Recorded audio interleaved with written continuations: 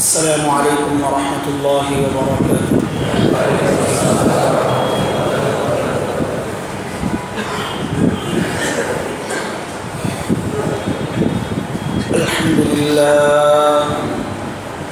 الحمد لله نحمده ونستعينه ونستغفره ونؤمن به ونتوكل عليه ونعوذ بالله من شرور أنفسنا ومن سيئات أعمالنا من يهده الله فلا مضل له ومن يضلله فلا هادي له وأشهد أن لا إله إلا الله وحده لا شريك له وأشهد أن سيدنا وسندنا وحبيبنا ومولانا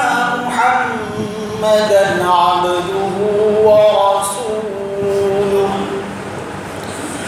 اللهم صل على محمد وعلى آل محمد كما صليت على إبراهيم وعلى آل إبراهيم إنك حميد مجيد. اللهم بارك على محمد وعلى آل محمد كما باركت على إبراهيم وعلى آل إبراهيم إنك حميد مجيد. أما بعد فأعوذ بالله من الشيطان الرجيم. بسم الله الرحمن الرحيم. يا أيها الذين آمنوا ادخلوا في السلم كافة ولا تتبعوا خطوات الشيطان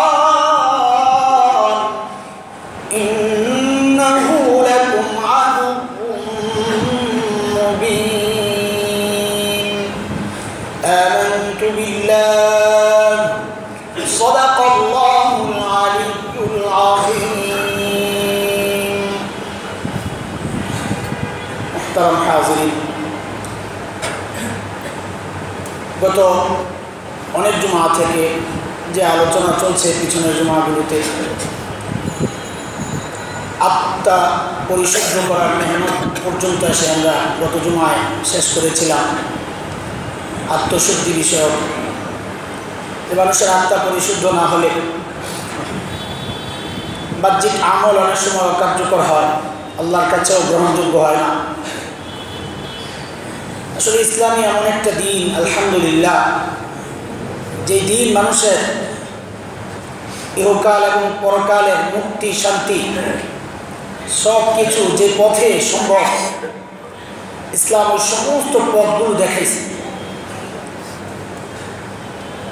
আর ওই সমস্ত পথগুলো একজন মানুষ গ্রহণ করার জন্য, মানুষ যেহেতু সামাজিক জীব, সামাজিকভাবেও ইসলাম প্রতিষ্ঠার জন্যে, রাষ্ট্রীয়ভাবে ইসলাম প্রতিষ্ঠার জন্যে ইসলাম সব বিধান একদম ক্লিয়ার করে সব দিয়ে দিয়েছে। যার কারণে ইসলামী এমন এক ধর্ম আলহামদুলিল্লাহ, যে দিনের উপর পুরোপুরি চলার সাথে সে নিজের ব্যক্তিকেও গঠন করতে পারে।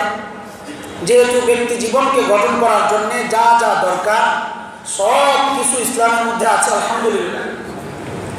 একজন মানুষ যদি চায় সে তার পরিবারকে গঠন করবে, তাও সে যদি ইসলামকে ফলো করে, ইসলাম থেকে সে তার পরিবার গঠনের জন্য পরিপূর্ণ দিক নির্দেশনা পেয়ে যাবে ইনশাআল্লাহ।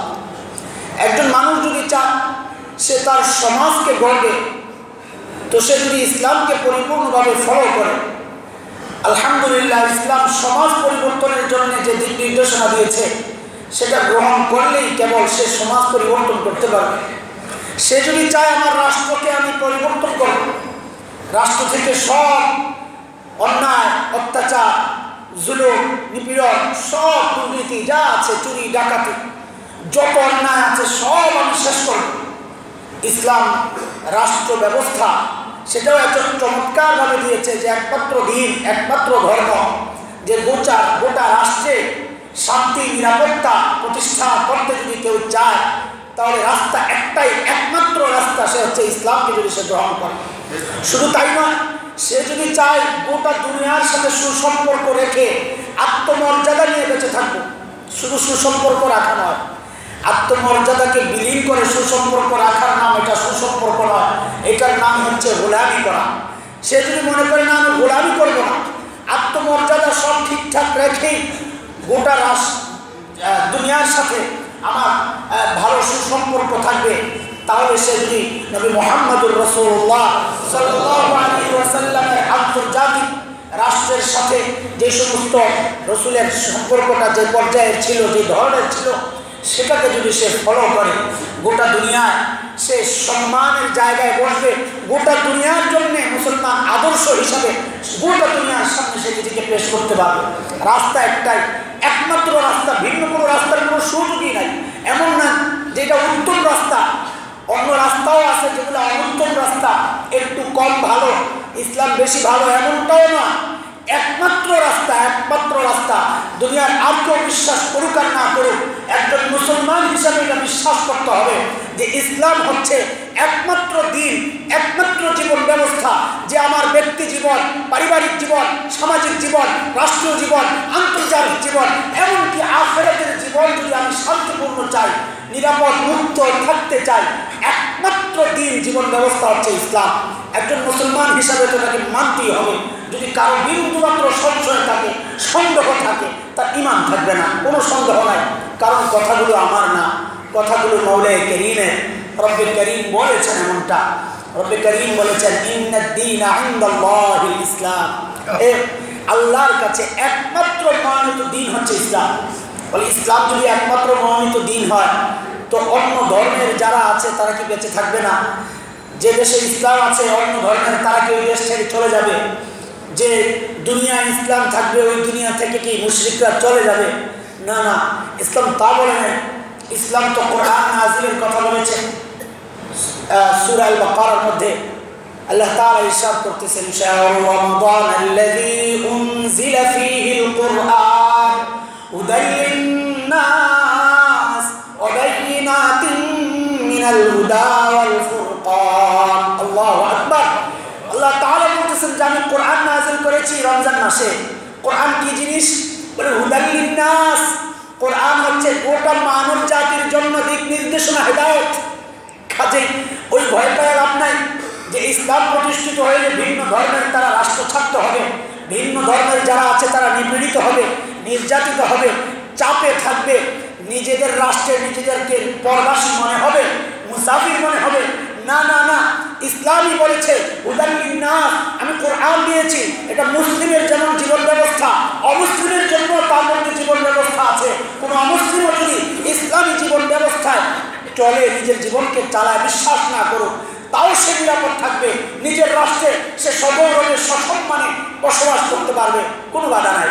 ইসলামের নবীকে আল্লাহ তাআলা পাঠাইছেন শুধু মুসলমানদের জন্য না, এবং তিনি দেখিয়েছেন আমি কেবল মুসলমানের নবী না, মুসলমান যারা আমাকে মানে, ফলো করে, বিশ্বাস করে তারা মুসলমান, কিন্তু আমি নবী কিন্তু সকলে। আল্লাহ তাআলা বলেছেন ওমা আরসালনাকা ইল্লা রাহমাতাল লিল আলামিন। আপনি গোটা আলম, আলম মানে গোটা জগৎ, আলম মানে আলামত, স্রষ্টার আলামত যেগুলো দেখায়, মানে গোটা দুনিয়া, কেবল মানুষ না। এখানে আরো ব্যাপক করে দিয়েছেন আল্লাহ তাআলা যে নবী মুহাম্মদুর রাসূলুল্লাহ সাল্লাল্লাহু আলাইহি ওয়াসাল্লাম কেবল মুসলমানদের জন্য রহমত স্বরূপ তা না, কেবল মানুষের জন্য রহমত স্বরূপ তাও না, রাহমাতুল লিল আলামিন। তিনি গোটা জগতের জন্য রহমত স্বরূপ, ওটের জন্য রহমত স্বরূপ, গরুর জন্য রহমত স্বরূপ, জিনের জন্য রহমত স্বরূপ। আল্লাহ রসুলের কাছে বিভিন্ন জীবজন্তু এসেও রসুলের কাছে অভিযোগ করছেন, রসুল সমাধান দিচ্ছেন, রহমতের পরিচয় দিচ্ছেন। কেন?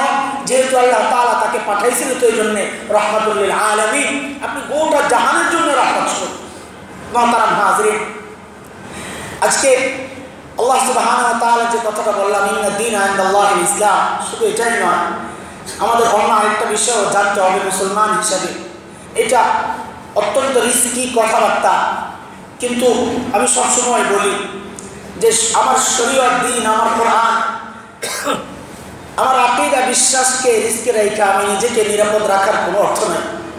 আমার মতো এরকম লাখো কোটি মানুষ যদি আমার দ্বীন ও শরীয়তের জন্য চলে যায়, এটা তো আমার জন্য সৌভাগ্য, আমার দ্বীনের কিছু আসবে যাবে না। কোরআনে আসছে ইয়ামুন্নুনা আলাইকা আন আসলামু কুল লা তামুন্নু আলাইয়া ইসলামাকুম বালিল্লাহু ইয়ামুন্নু আলাইকুম আন হাদাকুম লিল ঈমান ইন কুনতুম সাদিকিন। রাসূলকে আল্লাহ বলতেছেন ইয়ামুন্নুনা আলাইকা আন আসলামু, তারা এসে আপনার কাছে বলবে, অনুগ্রহ দেখাবে যে আমরা ইসলাম কবুল করে ইসলামের কত উপকার করছি, ইসলামের শক্তি বাড়াইছি। না না না, আপনি বলেন বালিল্লাহু ইয়ামুন্নু আলাইকুম, বরং আল্লাহ তাআলা তোমাদের উপর দয়া করছেন, যে তোমাদেরকে দয়া করে ইসলামের ছায়া তলে আশ্রয় দিয়েছেন, হেদায়েত দিয়েছেন, হেদায়েতের রাস্তা দেখাইছেন, মুসলমান হিসেবে তোমাকে কবুল করেছেন। এটা আল্লাহ তাআলার রহমত, আল্লাহ তাআলার ইহসান, দয়া, অনুগ্রহ। আমার অনুগ্রহ না যে আমি মুসলমান হইয়া ইসলামের খুব সম্মান বাড়াইছি, বৃদ্ধি করেছি। না না, আমি কবুল করলেও ইসলাম সম্মানী, আমি কবুল না করলেও ইসলাম সম্মানী। আমি নিজেকে ইসলামের সাথে জুড়ে দিয়া আমি নিজেকে সম্মানিত করছি, এটা থাকতে হবে আমার মনে বিশ্বাস। কাজে আমার দ্বীন ও শরীয়ত রিস্কে থাকবে, আমার দ্বীন ও শরীয়ত রিস্কে থাকবে। এদেশের মানুষ যারা দ্বীনদার, তাদের আকীদা বিশ্বাস রিস্কে থাকবে। আমি নিজেকে নিরাপদ রাখবো, এটা আমার দ্বীনের সাথে গাদ্দারি হবে, আমার রবের সাথে গাদ্দারি হবে। এই জন্যে প্রকৃত সত্যটা আমাকে বলতেই হবে, বলতেই হবে। এর জন্য আমার যে কোনো শাস্তি হোক, যে কোনো সমস্যা হোক, আমার রবের কাছে আমি তো বলতে পারবো, অন্তত আখিরাতের শাস্তি থেকে তো বাঁচার একটা রাস্তা পাবো। আল্লাহ তাআলা যদি আমাকে জিজ্ঞেস করেন, তোমাকে কোরআন শিখাইছি, হাদিস শিখাইছি, দ্বীনের ইলম তোমাকে দিছি, আর তুমি নিজের জীবন বাঁচানোর জন্যে, নিজেকে নিরাপদ রাখার জন্যে মানুষ পর্যন্ত সহি কথাগুলো পৌঁছাও না, জাহান্নামে যাও, ওইটা আমার জন্য বরদাস্ত হবে না। 1000 বার ফাঁসির মঞ্চে যাওয়া আমার জন্য বড় সহজ, জাহান্নামের আগুন, জাহান্নামের শাস্তি বরদাস্ত করা আমার পক্ষে সম্ভব না। এই জন্য কথাগুলো বলা আপনাদের কাছে দ্বীনের দাওয়াত হিসেবে। এটা বুঝবেন না যে বিশৃঙ্খলা সৃষ্টির জন্যে, সমাজের নৈরাজ্য সৃষ্টির জন্য না, আমরা ইসলাম আসছে সমাজের নৈরাজ্যতা দূর করার জন্য। জিহাদ, জিহাদের যে বিষয়, মূল কথা কি? জিহাদ, জিহাদ সমাজের বিশৃঙ্খলা সৃষ্টির জন্য না। ইসলামের ইতিহাসের জিহাদগুলো পড়েন, সমাজের জন্য যারা বিস্ফোরা, ওই বিস্ফোরার জন্য অপারেশনের কাজ দিয়েছে ইসলাম। যারা সমাজের নোংরামি ছড়ায় তাদেরকে শেষ করার জন্য এসছে ইসলাম। আপনি স্পেনের ইতিহাস পড়েন, স্পেনে তারিক বিন জিয়াদরা সর্বপ্রথম কেন গিয়েছিলেন? যে একজন রাষ্ট্রপ্রধান সে নারীদের উপর নির্যাতন করত, তার নিজের যারা সৈন্য আছিল তাদের ছোট ছোট মেয়েদেরকে আইনে নিজের আস্তানার মধ্যে রেখে বড় করতো, আর তাদেরকে ভোগ করতো, নাউজুবিল্লাহ। ওই রকম একজনের ডাকেই তিনি গিয়েছিলেন, অমুসলিমের ডাকে, অমুসলিম খ্রিস্টান সৈন্য তার ডাকে গিয়েছেন তারিক বিন জিয়াদ, সেখানে হামলা হয়েছে। মোহাম্মদ বিন কাসিম ওই রকম এক বোনের ডাকেই এই হিন্দুস্তানে এসেছিলেন। ইসলাম তো নির্যাতিতের পক্ষে, ইসলাম তো মজলুমের পক্ষে, ইসলাম যেখানে অন্যায় আছে তা রদ করার জন্যে, নৈরাজ্য সৃষ্টির জন্য ইসলাম না, এটা ভুল। জিহাদ নৈরাজ্য সৃষ্টির নাম না, জিহাদ সন্ত্রাস সৃষ্টির নাম না। আর কেউ কেউ জিহাদকে কলঙ্কিত করার জন্য ষড়যন্ত্র করতেছে, জিহাদের নামে নৈরাজ্যতা সৃষ্টি করতেছে, জিহাদের নামে জুলুম করতেছে। আমরা তাদের সাথে নাই, তাদের পক্ষে নাই। আমরা ঘৃণা করি যারা জিহাদকে কলঙ্কিত করেছে, যারা জিহাদকে অস্বীকার করে, তারা যেমন অপরাধী। জিহাদের নামে নৈরাজ্যতা সৃষ্টি করে যারা, জিহাদের মতো পবিত্র ইবাদতকে যারা কলঙ্কিত করেছে, তারাও সমান অপরাধী। এই দুই অপরাধীর মধ্যে আমরা কোনো পার্থক্য মনে করি না। মুহতারাম হাজিরিন, আমি যে কথাগুলো বলতেছিলাম এটা আমার ঈমানের বিষয়, খুব খেয়াল করেন। রাজনৈতিক কোনো বিষয় নয়, দেশাত্মবোধের সাথে এটা কোনো সাংঘর্ষিক নয়, চেতনার সাথে এটা কোনো সাংঘর্ষিক নয়। আমার ঈমানের সাথে যেটাই সংঘর্ষে আসবে, আমি যদি মুসলমান হই, আমি যদি কালিমাওয়ালা হই, আমি যদি পড়ে থাকি লা ইলাহা ইল্লাল্লাহ, আল্লাহ ছাড়া কারো বিধান মানি না, এই বিশ্বাস, এই আকীদা যদি আমার মধ্যে থাকে, আমাকে মানতে হবে। আমার সমাজ আমার বিরুদ্ধে যাক, আমি তো আল্লাহর পক্ষে। আমার রাষ্ট্র আমার বিরুদ্ধে যাক, আমি তো আল্লাহর পক্ষে। আমার দল আমার বিরুদ্ধে যাক, আমি তো আল্লাহর পক্ষে। তাইলেই কিন্তু কবরে গিয়া আল্লাহর সাহায্য পাওয়া যাবে। পুলসেরাতে আল্লাহর সাহায্য পাওয়া যাবে, আল্লাহর রহমতে জান্নাত পাওয়া যাবে। না হয় আমি নামাজ ঠিকই পড়বো, আল্লাহর সাথে যুদ্ধ ঘোষণা কইরা ওই নামাজ পড়ার কোনো ফায়দা নাই। আল্লাহর সাথে যুদ্ধ ঘোষণা কইরা ওই হজ করার মধ্যে কোনো ফায়দা নাই। আল্লাহর সাথে যুদ্ধ ঘোষণা কইরা ওই মুসলমান নাম ধারণ করার মধ্যে কোনো ফায়দা নাই, কোনো লাভ নাই। একই অবস্থা, লাভ কোনো নাই। আল্লাহ তাআলা আমাদেরকে সহি বুঝ দিবে। কোরআনের কথাগুলো একটু মনোযোগ দিয়ে শুনি, নিরপেক্ষ অবস্থান থেকে শুনি। আগের মধ্যেই মাথার মধ্যে একটা জিনিস ঢুকায় রাখি আমরা, যে না যা মানছি তো মানছি, যা বলছি তো বলছি, এখন কোরআন যা বলুন। আমি মনে করি হুজুররা অপব্যাখ্যা দিতেছে, তো ভাই হুজুররা অপব্যাখ্যা দিলে আপনি ব্যাখ্যাটা দেন, কিন্তু তার আগে আপনি বলেন আপনার ব্যাখ্যা দেওয়ার অধিকার আছে কিনা। একজন ডাক্তারের কাছে আপনি যান, কোনো সাধারণ মানুষের কাছে যায় চিকিৎসা নেন না, কিন্তু দিনের ক্ষেত্রে আপনি নিজেই চিকিৎসক হয়ে যান। দিন এত সোজা হয়ে গেছে, দুনিয়ার সব জায়গায় আপনি বিশেষজ্ঞের পরামর্শ নেন, আর দিনের ক্ষেত্রে এসে নিজেই বিশেষজ্ঞ হয়ে যান। এটা খুব দুঃখজনক কথা। অথচ সবচেয়ে গুরুত্বপূর্ণ হচ্ছে দিন, সবচেয়ে গুরুত্বপূর্ণ দিন। এই দিনকে সবচেয়ে যারা অভিজ্ঞ বিশেষজ্ঞ তার কাছ থেকে ব্যাখ্যা নেওয়া, এটা হচ্ছে বিবেকবান মানুষের কথা। একজন বিবেকবান মানুষের বিশ্বাস এটাই হওয়া উচিত যে দিনের ব্যাখ্যা তারাই দিবেন যারা দিনই বিশেষজ্ঞ। তাদের কাছে আমরা দিন শিখতে যাব, তাদের কাছে দিনের ব্যাখ্যা চাবো। আল্লাহ তাআলা কি বলেছেন? আল্লাহ তাআলা বলেছেন, ওয়া মান ইয়াবতাগি গায়রাল ইসলামি দীনা ফালান ইউকবালা মিনহু ওয়া হুয়া ফিল আখিরাতি মিনাল খাসিরিন। আল্লাহর রাস্তে বলি, ভুল বুঝবেন না। আপনি যদি আমার আকীদা বিশ্বাসের সাথে সাংঘর্ষিক এমন কোনো আকীদা লালন করেন, আমার কি ক্ষতি হয়? আমার কি ক্ষতি? আমি তো রাজনীতি করবো না যে আপনাকে আমার পক্ষে টানার জন্য আমি কথা বলতেছি। কোনোদিন রাজনীতি করার নিয়ত নাই। আল্লাহ তাআলা আমাকে হেফাজত করুক। রাজনীতির যে তেলেসমাতি আমরা দেখছি, এই জন্যে মাথার মধ্যে এটা বসাই নিছি যে কোনোদিন যেন ওই নোংরা জায়গায় আল্লাহ তাআলা আমাদেরকে না নেয়। এমন অবস্থা দেখতেছি, ভালো রাজনৈতিক নেতৃত্ব আছে আলহামদুলিল্লাহ, তাদের কারণে এখন দেশটা টিকে আছে, কিন্তু অধিকাংশই এমন অবস্থা দেখতেছি তেলেসমাতি রাজনৈতিক হিংসা বিদ্বেষ, হানাহানি মারামারি কাটাকাটি কি পর্যায়ে আমরা দেখছি। আল্লাহ তাআলা হেফাজত করুন, তাদেরকে সহি বুঝতে আমরা দোয়া করি। ও ভাই, দেশের জন্য যদি রাজনীতি করেন, তাইলে দেশের জন্য রাজনীতি করলে দেশের মানুষের মঙ্গল যেখানে, রাষ্ট্রের মঙ্গল যেখানে, নিরাপত্তা স্বাধীনতা যেখানে, ওই আঙ্গিকে রাজনীতি করেন। না হয় রাজনীতির নামে মানুষকে ধোঁকা দিয়া নিজের পকেট ভারী করার এই ধান্দা ফিকির আল্লাহর রাস্তায় বাদ দেন, নইলে আল্লাহর কাছে কিন্তু ঠেকায় করবেন। আল্লাহর কাছে মানুষের হক নষ্টের জন্য, খেয়ালত করার জন্য কিন্তু আটকায় যেতে হবে। আল্লাহ হেদায়েত দিক। মুহতারাম হাজিরিন, রব্বে করিম কি বলতেছেন? আল্লাহর বান্দা হিসাবে শুনবেন। আল্লাহর বান্দা হিসাবে আপনি কোনো কিছুর সাপোর্ট করেন, কোনো দল করেন, কোনো চেতনা লালন করেন, ওই দিকে চিন্তা না কইরা আল্লাহর বান্দা হিসাবে কথাটা একটু শুনেন। মসজিদে আসছেন কোনো দলীয় পরিচয় না, মসজিদে আসছেন আল্লাহর বান্দার পরিচয়, না হয় আপনাকে মসজিদে ঢুকতে দেওয়া হতো না। কাজে এই কথাগুলো শুনতে হবে আল্লাহর বান্দা হিসাবে। অন্য কোন চেতনা আপাতত মন থেকে, দিল থেকে, দিমাগ থেকে সরাইয়া দেন। আল্লাহর বলতে বলি, আল্লাহ কি বলছেন একটু শুনেন। রব্বে কারীম বলতেছেন, ওয়া ইয়াবতাগি গায়রাল ইসলামি দীনা ফালান ইউকবালা মিনহু ওয়া হুয়া ফিল আখিরাতি মিনাল খাসিরিন। আল্লাহর কাছে একমাত্র মনোনীত ধর্ম হচ্ছে ইসলাম।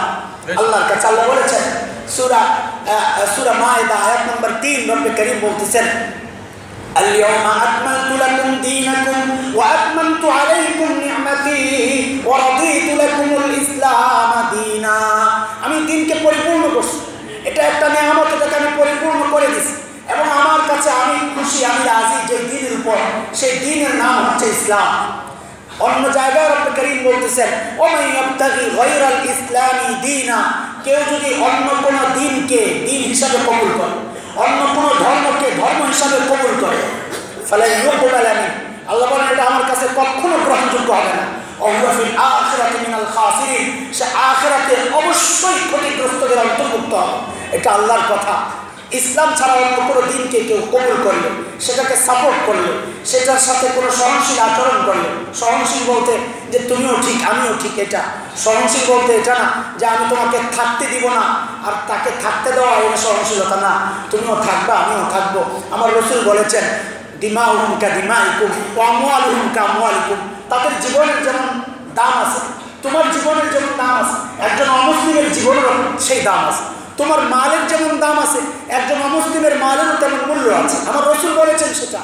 নিরাপত্তা, শান্তি, সব সুযোগ সুবিধা সমান হবে কিন্তু আমি মনে করি তুমি অবৈধ, তোমার দিনটা আল্লাহর কাছে গ্রহণযোগ্য না।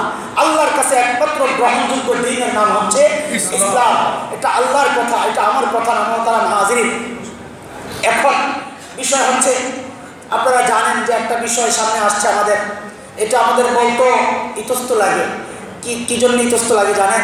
বড় দুঃখ লাগে যে মুসলমানের দেশে, আমার বাড়ি, আমার ঘর, এত পার্সেন্ট মুসলমান, 90% আমরা বলি, কিন্তু আমি ব্যক্তিগতভাবে আমার অবজার্ভ যেটা আমি আপনাদেরকে শেয়ার করি, আমি ব্যক্তিগতভাবে খবর নিয়েছি, সারা দেশে ঘুরি।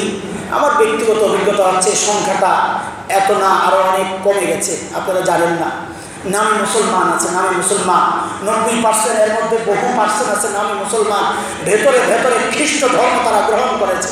আমরা জানি না উত্তরবঙ্গের অবস্থা খুব খারাপ, ওই পার্বত্য অঞ্চলের অবস্থা খুব খারাপ। আমরা জানি না, আমরা মনে করি 90% মুসলমান, কিন্তু তলে তলে ইসলাম মুসলমানের নামগুলো রেখা ভেতরে ভেতরে খ্রিস্ট ধর্ম গ্রহণ করেছে। এইরকম লাখো লাখো মুসলমান আছে যারা এখনো ওই 90%-এর হিসাবে আমাদের সামনে আসতেছে, আমরা জানি না।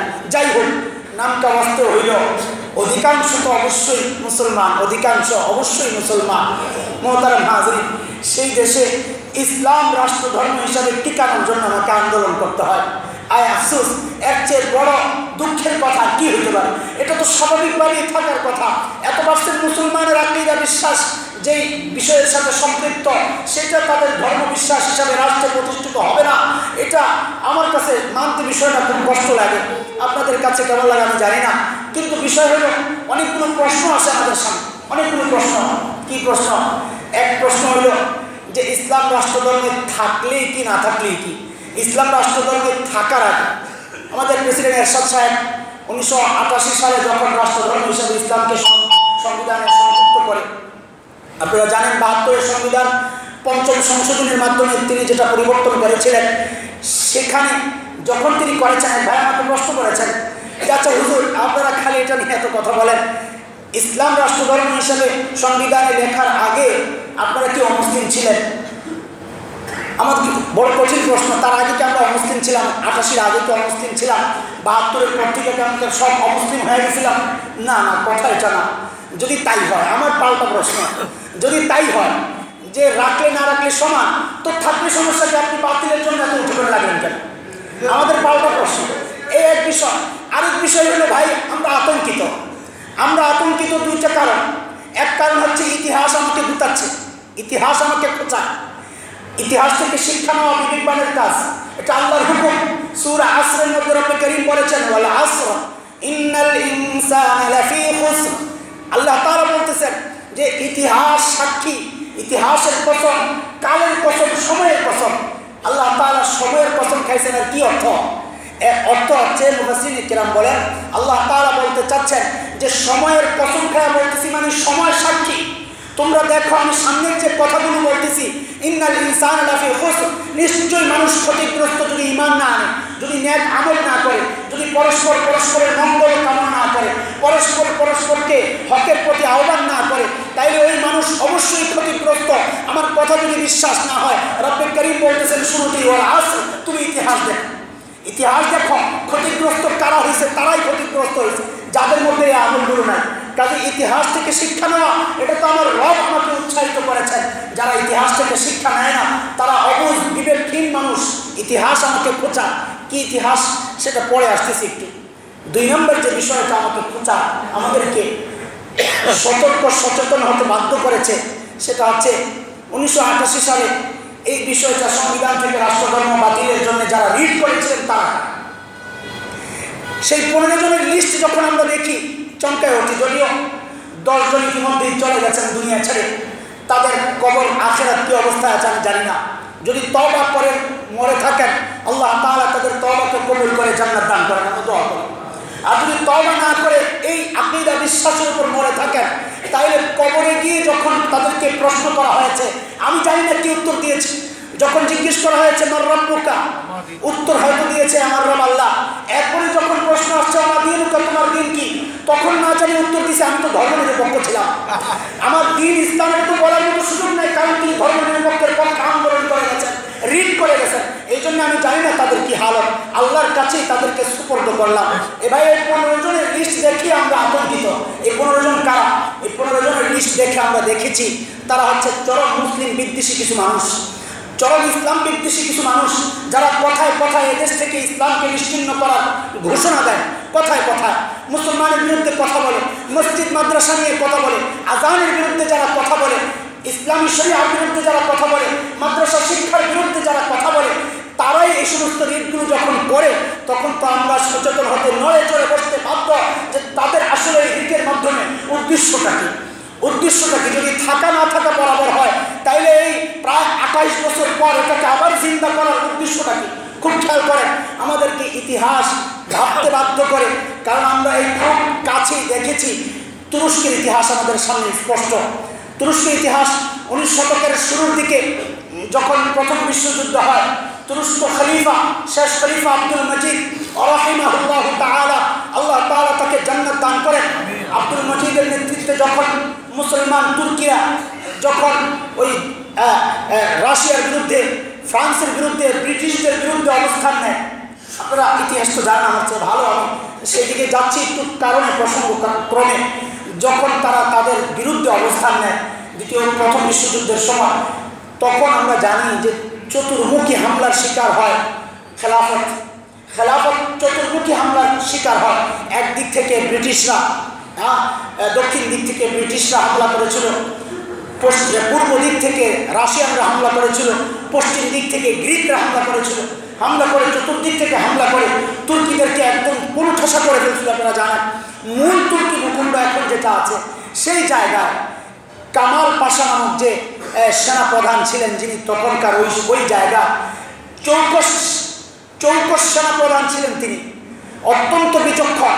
তার বিচক্ষণতার কারণে সেখানে ব্রিটিশরা এবং ওই মিত্রবাহিনী প্রচণ্ডভাবে মাইর খাওয়ার পর ইস্তাম্বুল কেন্দ্রিক তার যে এরিয়া, এটাকে সে চেয়েছে শুধুমাত্র তুর্কিদের দ্বারা প্রতিষ্ঠিত করার জন্যে। কারণ এতদিন তুর্কি খেলাফতের মধ্যে আফ্রিকানরা ছিল, আরবরা ছিল, এবং আরবদের ধর্ম, তার যে বক্তব্য ছিল আরবদের ধর্ম ইসলাম দ্বারা আমার পুরো অঞ্চল পরিচালিত হচ্ছে, এটা হতে দেওয়া যাবে না। আমাদের এই অঞ্চল পরিচালিত হবে, এই অঞ্চলের সংস্কৃতি, সভ্যতা, ভাষা সব কিছু হবে তুর্কিদের মতোই, আরবদের মতো না। ইসলাম আর আরব দুই জিনিস বানিয়ে ফেলছে। সে ইসলাম বাদ দিয়ে আরবকে সামনে আনছে, জাতীয়তাবাদকে সামনে আনছে, যে আরব জাতীয়তাবাদকে খেদাও। আসলে এটা ছিল মুখে মুখে, আরব জাতীয়তাবাদের নামে আসলে ইসলামকে খেদাওয়ার জন্য তার চূড়ান্ত কৌশল ছিল এটা। তখন মানুষ বুঝতে পারে নাই, বুঝেছে কখন? যখন 1920 থেকে 30-এর মধ্যে যখন গোটা তুর্কি শাসন ব্যবস্থাকে, খেলাফত ব্যবস্থাকে শেষ করে ধ্বংস করে ধর্মনিরপেক্ষ রাষ্ট্র হিসেবে ঘোষণা হয়, তখনও মানুষ বুঝে নাই। কখন বুঝেছে? আস্তে আস্তে যখন দেখেছে সংবিধানে ওই লেভেল থাকার কারণে 1932 সনে যখন আজান তুর্কি ভাষায় দেওয়ার জন্য নির্দেশ আসলো যে আরবিতে আজান চলবে না, জাতীয়তাবাদ কোথায় নিয়ে ঠেকাইছে। আস্তে আস্তে কি করলে একসময় তুর্কিরা এই হিন্দুস্তান উর্দুওয়ালাদের মতো, ফার্সিওয়ালাদের মতো তাদের ভাষা লেখতো, তারা আরবি স্টাইলে। আপনারা দেখেন উর্দু আরবি স্টাইলে লেখে, তো একসময় তুর্কিরা ওই আরবি স্টাইলে তাদের কথাবার্তা লিখত। সে হুকুম করলো যে না, এটা বাদ ঘোষণা, এটা নিষিদ্ধ ঘোষণা হলে কোনো আরবি অক্ষর চলবে না, তুর্কি ভাষায় লিখতে হবে।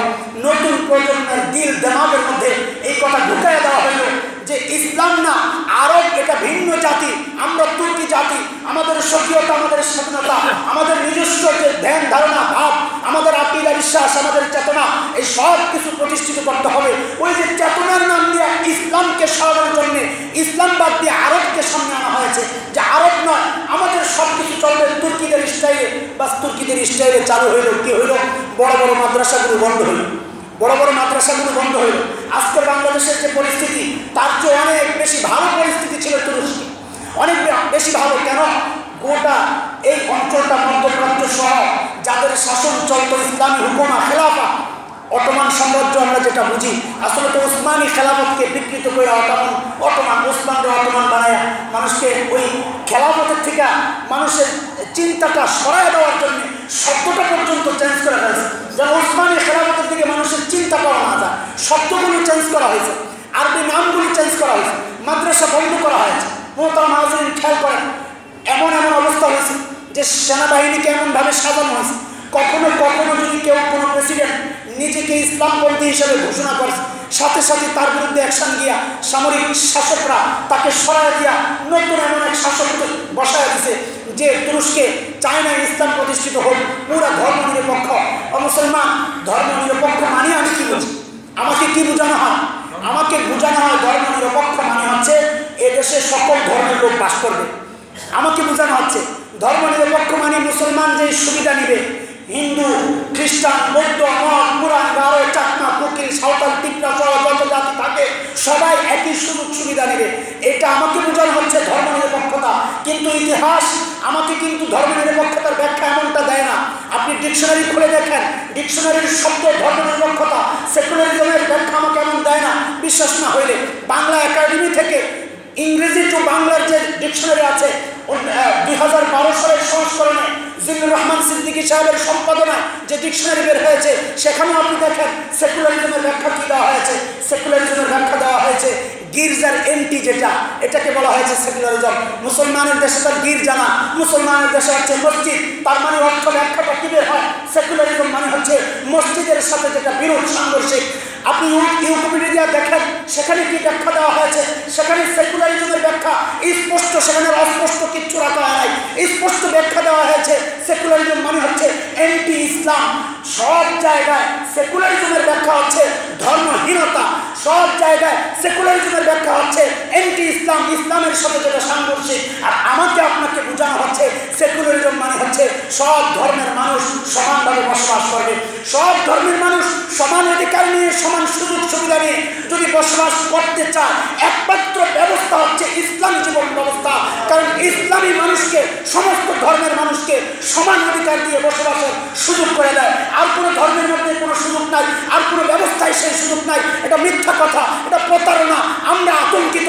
আজকে যে সরকার আছে, আগামী 20 বছর পর এই সরকার নাও থাকতে পারে।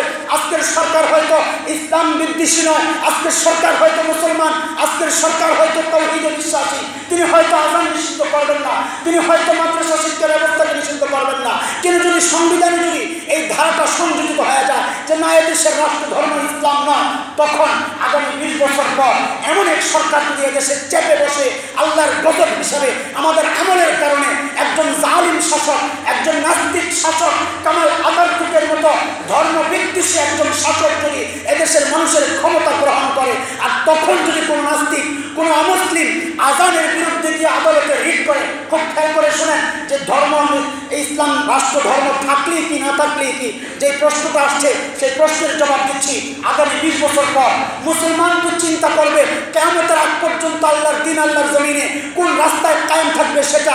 মুসলমান এটা চিন্তা করবে না যে এই সরকার ক্ষমতা আছে, নগদে যা পাই তা হাসিল করে না। মুসলমানের ধ্যান দেওয়া থাকবে কিয়ামত পর্যন্ত। কাজে আমি এই সরকারের কথা বলছি না, আগামী সরকারের কথাও বলছি না, তারপরের সরকারের কথাও বলছি না। এমনও তো হইতে পারে আগামী 20 বছর পর একজন নাস্তিক সরকার প্রধান এদেশের রাষ্ট্রপ্রধান হইতে পারে, একজন অমুসলিম এদেশের রাষ্ট্রপ্রধান হইতে পারে। এইরকম হইতে পারে, এটা সম্ভব, অসম্ভব কিচ্ছু না। দুনিয়ার, গোটা দুনিয়ার ইতিহাস, গোটা দুনিয়ার রাষ্ট্র ব্যবস্থা আপনি খেয়াল করে দেখেন, রাজনৈতিক প্রেক্ষাপট খেয়াল করে দেখেন, আস্তে আস্তে সমাজ ব্যবস্থা সেই দিকেই যাচ্ছে। হয়তো গোটা দুনিয়া অমুসলিমদের হাতে চলে যাবে, ইমাম মেহেদীর আসার সময় হবে, দাজ্জাল বাহিনী তৈরি হবে, ইমাম মেহেদীর নেতৃত্বে ওই কালা পতাকাধারী সৈনিকরা লড়াই করবে। সেই দিন হয়তো আসতেছে, কিন্তু সেই দিন আসা পর্যন্ত আমার সন্তানেরা, এদেশের মানুষ নিজের ধর্ম পালন করতে পারবে না। এই অবস্থাও আসতে পারে, সম্ভব এটা। তখন যদি কেউ আযানের বিরুদ্ধে রিট করে যে শব্দ দূষণ, আমি ঘুমাইতে পারি না সকালবেলা, আমার সমস্যা হয়, ওয়াজ নসিহতের কারণে আমার সমস্যা হয়, জুমার দিন মসজিদের আওয়াজে আমার সমস্যা হয়, কোন মুসলিম যদি কোর্টে গিয়ে রিট করে, এ মুসলমান আপনার পক্ষে সেই রায় আসা কিভাবে সম্ভব? কারণ কোর্ট তো রায় দিবে যে আযান বন্ধ করা হোক। কারণ এই দেশ তো মুসলমানের দেশ না যে মুসলমানরা যা ইচ্ছা তাই করবে। আগামী 20 বছর পরে যদি কেউ এই অভিযোগ করে গরু জব করলে আমার ধর্মীয় অনুভূতিতে আঘাত আসে, কাজে গরু জব বন্ধ করা হোক। এ মুসলমান, আদালত আপনার বিপক্ষে যদি রায় দেয় আপনি কি করবেন? আপনার করার কিচ্ছু নাই, কারণ এটা ধর্ম নিরপেক্ষ রাষ্ট্র। সব ধর্মের মানুষের আকীদা, বিশ্বাস, চেতনা লালন করে এই এই রাষ্ট্রকে পরিচালনা করতে হয়, কাজেই গরু জবাই নিষিদ্ধ করতে পারে, এটা সম্ভব। কারণ আরেকজনের ধর্মীয় অনুভূতিতে আঘাত দেওয়া আপনার পক্ষে উচিত না। আপনি তো ধর্মনিরপেক্ষ রাষ্ট্রের একজন বাসিন্দা। এ মুসলমান, যদি আগামী 20 বছর পর এই প্রসঙ্গ আসে যে এক রাষ্ট্র, এক ভাষা, এক জাতি, এক শিক্ষা ব্যবস্থা, একমুখী শিক্ষা ব্যবস্থা হবে, কাজী মাদ্রাসা শিক্ষা ব্যবস্থাকে শেষ করে দেওয়া হোক, এটা বন্ধ করে দেওয়া হোক। আজকে আওয়াজ উঠতেছে, আমরা আতঙ্কিত কেন?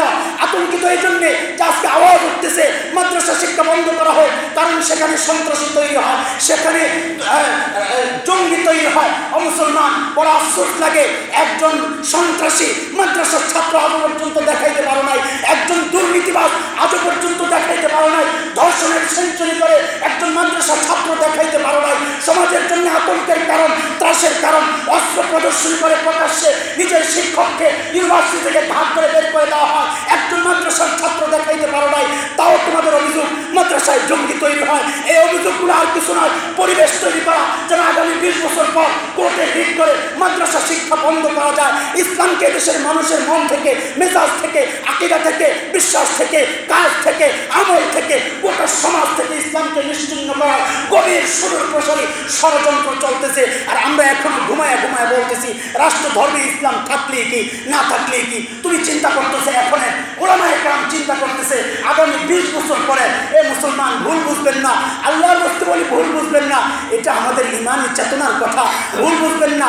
আমরা চাই না দেশে কোনো বিশৃঙ্খলা হোক, আমরা চাই এদেশে হিন্দুরা বাস করবে শান্তির সাথে, এদেশের সমস্ত নাগরিক বাস করবে শান্তির সাথে। কিন্তু আমাদের ধর্ম এটা ইসলাম, এটা আমরা চাই। আমাদের নিবেদন, আবেদন সরকারের কাছে করজোর আবেদন, কোনো বিশৃঙ্খলা আমরা চাই না। আমরা চাই না এটা নিয়ে আবার ওই হানাহানি হোক, আবার রক্তারক্তি হোক, আবার মানুষে মানুষে বিভেদ তৈরি হোক, রাজনৈতিক কারণে একজন আরেকজনের সাথে মুখোমুখি হয়, ধর্মীয় কারণেও কেউ কারো মুখোমুখি হবে, এটা আমরা চাই না।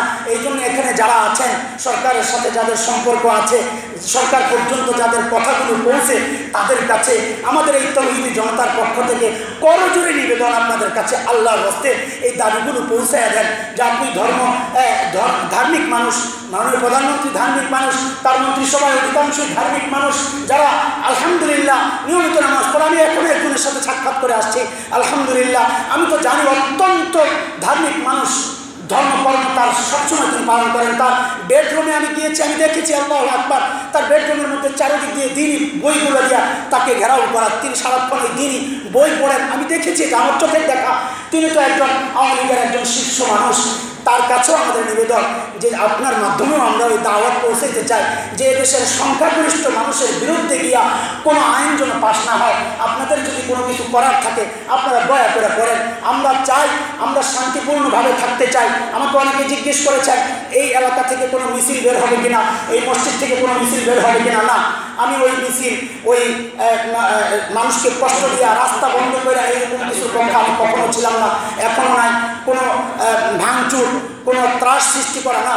আমার ইসলাম এটা যেন এই কথা প্রকাশ না করে আমি সন্ত্রাসী না।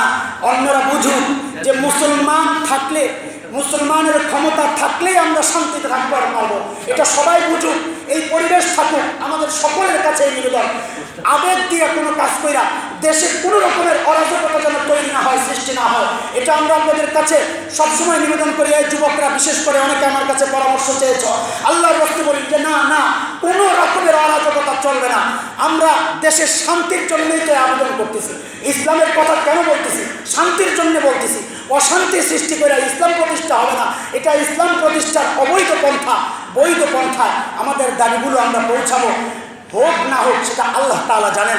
আল্লাহর কাছে তো বলতে পারবো যে আল্লাহ, আমি আমার জায়গা থেকে প্রতিবাদ করেছি, মাওলা আমি আমার জায়গা থেকে উপযুক্ত ব্যাখ্যা দেওয়ার চেষ্টা করেছি। রব্বে কারীম এমন ব্যবস্থা দেখ, আমরা দোয়া করি আমাদের বিচারকদের মনের মধ্যে রব্বে কারীম ওই বিষয়ে ঢুকাইয়া দেখ। আল্লাহ তাআলা যেন এই দেশ থেকে রাষ্ট্র ধর্ম নিশ্চিহ্ন করার যে ষড়যন্ত্র, আল্লাহ তাআলা যেন এই ষড়যন্ত্র থেকে মুসলিম উম্মাহকে হেফাজত করেন, বলেন আমিন।